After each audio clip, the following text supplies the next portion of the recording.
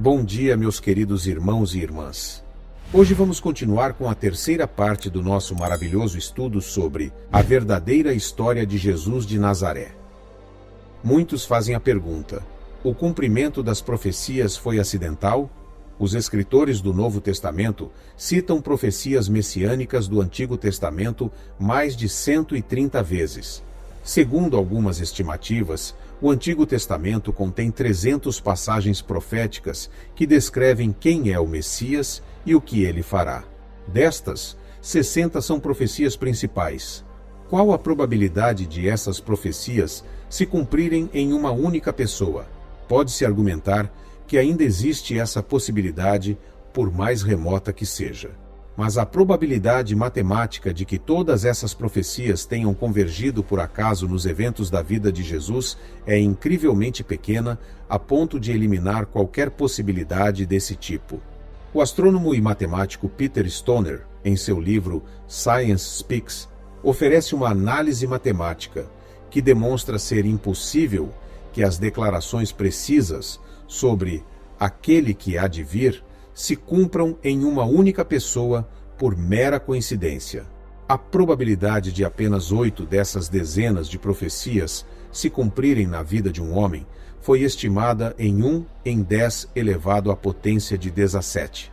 Usando a ciência da probabilidade, a chance de até 48 dessas profecias se cumprirem em uma pessoa é de 1 em 10 elevado à potência de 157, ou seja, um seguido de 157.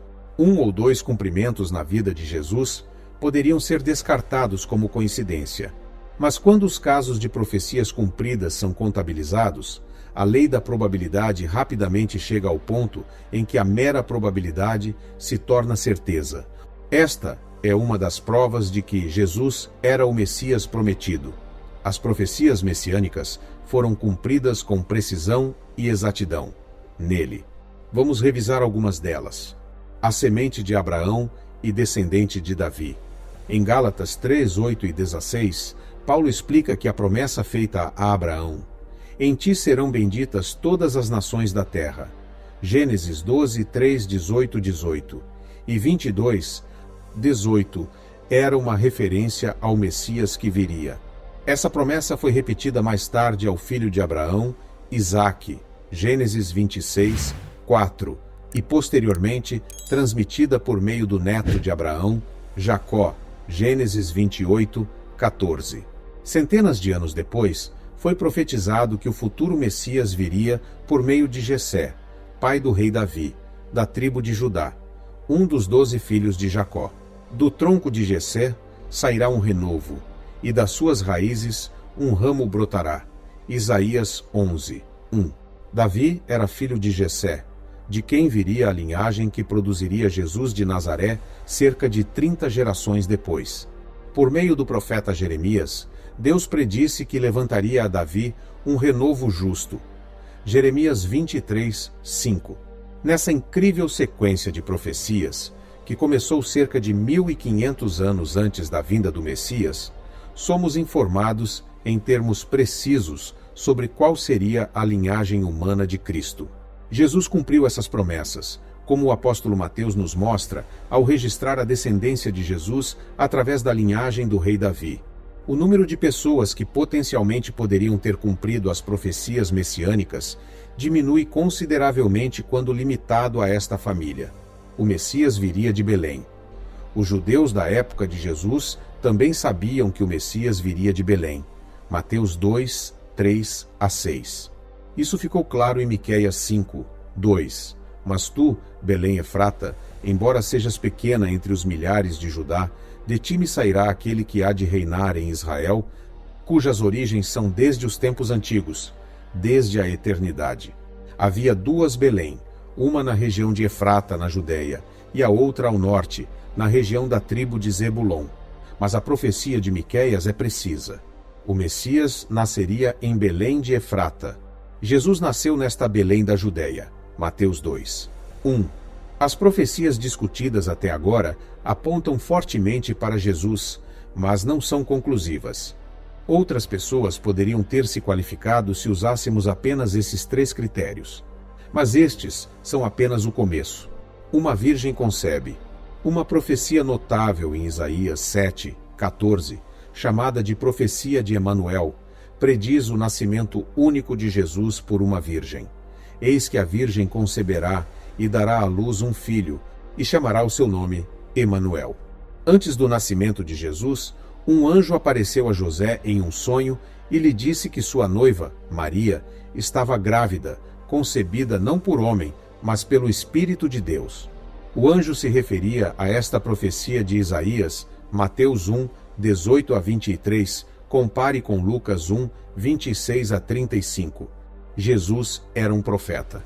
Moisés, considerado o maior dos profetas e mestres hebreus, escreveu a profecia messiânica de que Deus suscitaria um profeta como ele dentre Israel e que ele representaria diretamente a Deus, Deuteronômio 18:15 e 18. Jesus era considerado um profeta. Queridos, se vocês estão gostando deste vídeo, ajude-nos a levar estas orações para mais pessoas clicando no gostei. E, se você ainda não é inscrito no nosso canal, inscreva-se e ative as notificações. Continuando. Depois de ter multiplicado milagrosamente os peixes e os pães para alimentar os 5.000, Jesus passou a ser considerado especificamente o profeta de quem Moisés havia falado, João 6:14. Mais tarde, Pedro se referiu explicitamente a Jesus como esse profeta, Atos 3:20-23. Um sacrifício pelos pecados. As profecias do Antigo Testamento sobre os detalhes do sofrimento e da morte do Messias não eram bem compreendidas na época de Jesus. Os judeus acreditavam que o Messias que esperavam seria um rei vitorioso que os libertaria dos odiados romanos e restauraria um reino israelita, não um humilde mestre que suportaria sofrimento e morte pelos pecados da humanidade. No entanto, essa é uma área importante da profecia do Antigo Testamento e do cumprimento no Novo Testamento.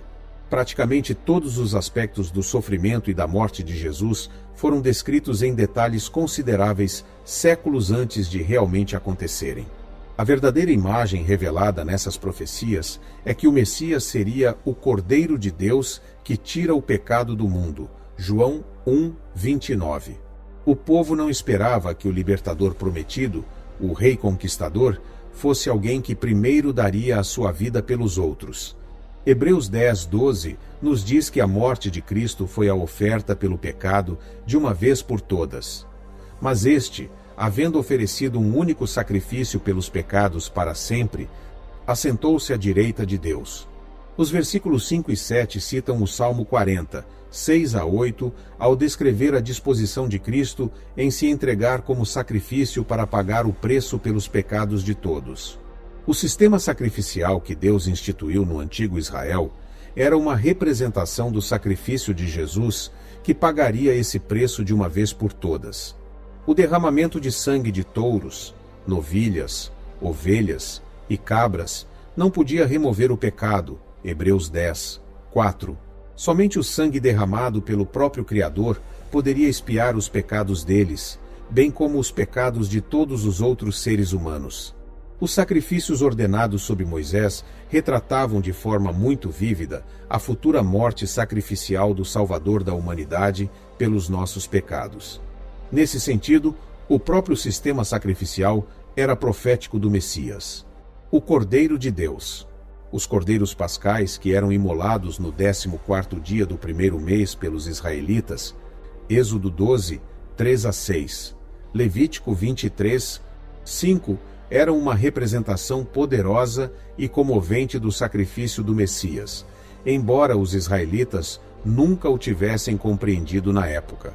Foi nesse mesmo dia do calendário hebraico, o dia em que os cordeiros pascais eram imolados, que Jesus foi preso, julgado e executado. Ele era verdadeiramente o Cordeiro de Deus que tira o pecado do mundo, como dito por João Batista, João 1:29. Durante séculos, os israelitas não perceberam essa imagem profética, assim como os judeus da época de Jesus E somente depois do ocorrido, os discípulos entenderam que Jesus cumpriu trechos inteiros das Escrituras que ninguém suspeitava que seriam cumpridos pelo Messias. Profecias sobre sua traição, sofrimento e morte. Nada menos que 29 profecias se cumpriram no período de 24 horas que antecedeu a morte de Jesus. Algumas das mais notáveis são: ele seria crucificado. Traspassaram-me as mãos e os pés. Salmo 22, 16. Esta declaração foi escrita cerca de 1000 anos antes do evento que a cumpriu. Ver João 20, 25 e 27. Talvez ainda mais notável seja o fato de esta profecia descrever uma forma de execução que só seria praticada séculos depois. Cerca de 800 anos se passariam antes que os romanos adotassem a crucificação como forma de punição para criminosos condenados. Seu corpo seria transpassado. Olharão para aquele a quem traspassaram. Zacarias 12, 10. João nos conta o que aconteceu. Um dos soldados lhe perfurou o lado com uma lança e logo saiu sangue e água. João 19, 34. João nos diz que foi testemunha ocular desse evento no versículo 35 e confirma que este foi o cumprimento da profecia. Outra vez, diz a Escritura: olharão para aquele a quem traspassaram. Versículo 37. Nenhum de seus ossos seria quebrado. Ele guarda todos os seus ossos. Nenhum deles será quebrado. Salmo 34, 20. João nos diz: então vieram os soldados e quebraram as pernas do primeiro e do outro que fora crucificado com ele. Mas, quando chegaram a Jesus e viram que ele já estava morto, não lhe quebraram as pernas. João 19, 32 e 33. João confirma que esta é uma profecia que se cumpriu, pois estas coisas aconteceram para que se cumprisse a Escritura: nenhum dos seus ossos será quebrado. Versículo 36. As pessoas lançavam sortes sobre as suas vestes. Repartem entre si as minhas vestes e lançam sortes sobre a minha túnica. Salmo 22, 18. João testifica que este detalhe também se cumpriu. Então os soldados, depois de crucificarem Jesus, tomaram as suas vestes e fizeram 4 partes, uma para cada soldado, e também a túnica. Ora, a túnica era sem costura, tecida de uma só peça, desde o topo. Disseram, pois, uns aos outros: não a rasguemos, mas lancemos sorte sobre ela, para ver de quem será, para que se cumprisse a Escritura. João 19, 23 e 24. Ele oraria por seus executores. Ele intercedeu pelos transgressores. Isaías 53, 12. Jesus orou: Pai, perdoa-lhes, porque não sabem o que fazem. Lucas 23, 34. Ele seria executado com criminosos. E foi contado com os transgressores. Isaías 53, 12. Mateus 27, 38 nos diz que 2 ladrões foram crucificados com ele, um à direita e outro à esquerda. Ele não revidaria. Ele foi oprimido e afligido. Contudo, não abriu a sua boca. Como um cordeiro foi levado ao matadouro, e como a ovelha muda perante os seus tosqueadores, assim ele não abriu a sua boca. Isaías 53, 7. Mateus 27, 12 nos diz que, enquanto era acusado pelos principais sacerdotes e anciãos, nada respondeu. Pilatos, o governador romano, também tentou fazer-lo responder, mas ele não lhe respondeu uma palavra sequer, de modo que o governador ficou muito admirado. Versículos 13 e 14. Ele seria abandonado por seus seguidores. Fere o pastor e as ovelhas se dispersarão. Zacarias 13, 7. Quando Jesus foi preso, todos os seus discípulos o abandonaram e fugiram. Marcos 14, 50. Ele seria traído por um amigo de confiança. A traição de Jesus por Judas, um de seus discípulos, foi profetizada no Salmo 41, 9. Até o meu próprio amigo íntimo, em quem eu confiava, que comia do meu pão, levantou contra mim o seu calcanhar. Jesus proclama o cumprimento desta profecia quando dá a Judas o pedaço de pão em João 13, 18 e versículo 26. O preço da traição seria de 30 moedas de prata. As 30 moedas de prata pagas a Judas pela traição de Jesus, Mateus 26, 14 e 15, são entendidas como tendo sido profetizadas em Zacarias 11, 12. Assim, pesaram o meu salário em 30 moedas de prata. Ele receberia vinagre e fel. A oferta de vinagre com fel para Jesus beber enquanto estava crucificado, Mateus 27, 34, é entendida como uma referência ao Salmo 69, 21. Deram-me fel para comer e, na minha sede, deram-me vinagre para beber. Mais uma vez, a grande quantidade de profecias e sua precisão apontam para o cumprimento delas por uma única pessoa, Jesus de Nazaré. Contudo, apesar de tantos testemunhos oculares específicos sobre o cumprimento das profecias, algumas pessoas ainda levantam várias objeções. Será que o cumprimento delas foi forjado? Uma objeção comum é que Jesus e seus seguidores tentaram deliberadamente cumprir essas profecias. Diversos livros propuseram variações dessa teoria, entre eles a conspiração da Páscoa. Os defensores dessa ideia alegam que Jesus manipulou os eventos para dar a impressão de que cumpriu as profecias.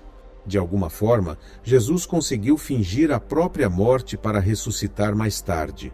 Não há dúvida de que Jesus tomou algumas medidas para cumprir diretamente as profecias, como providenciar o jumento para entrar em Jerusalém e garantir que seus discípulos tivessem espadas para serem considerados criminosos. Ver Mateus 21, 1 a 7 e Lucas 22, 36 a 38.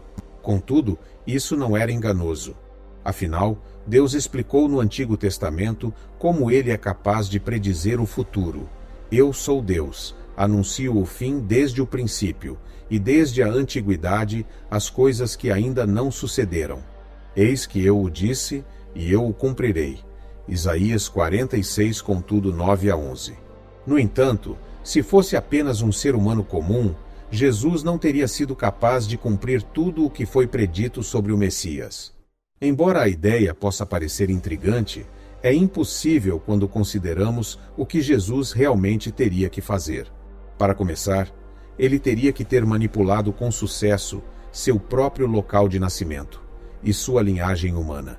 Ele teria que ter planejado o momento de seu nascimento para que, como adulto, pudesse iniciar seu ministério e providenciar sua morte, tudo de acordo com o cronograma da profecia de Daniel 9.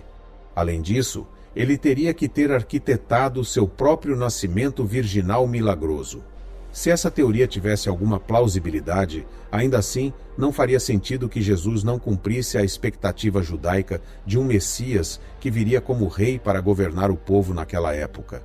Jesus certamente teve essa oportunidade se quisesse se tornar um rei físico e líder da nação judaica.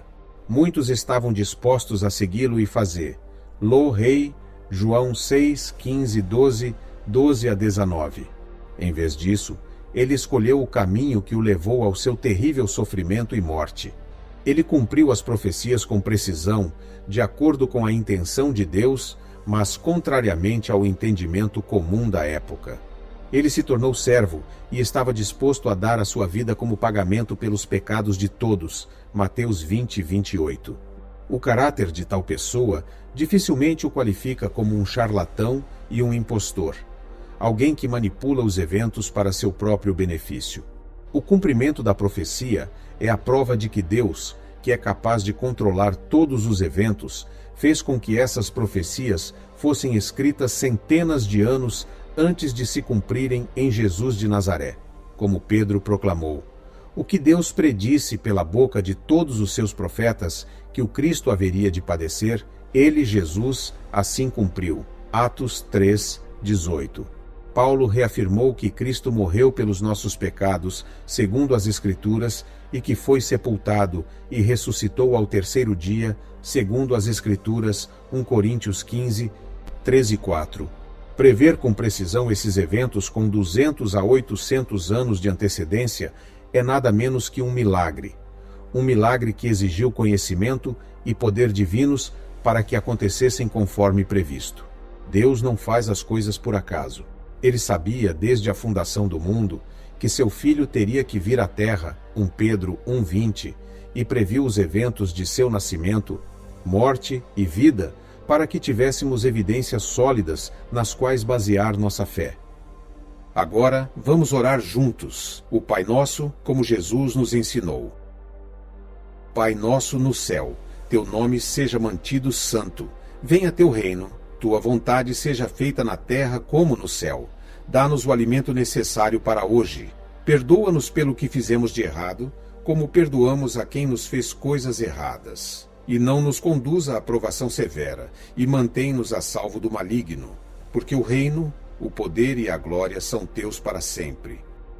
Senhor, peço agora que abençoe os lares e as famílias de todos que acompanharam esta oração. Que todos sejam contemplados com fé, amor, saúde, felicidade, paz, segurança, prosperidade e integridade. Amém.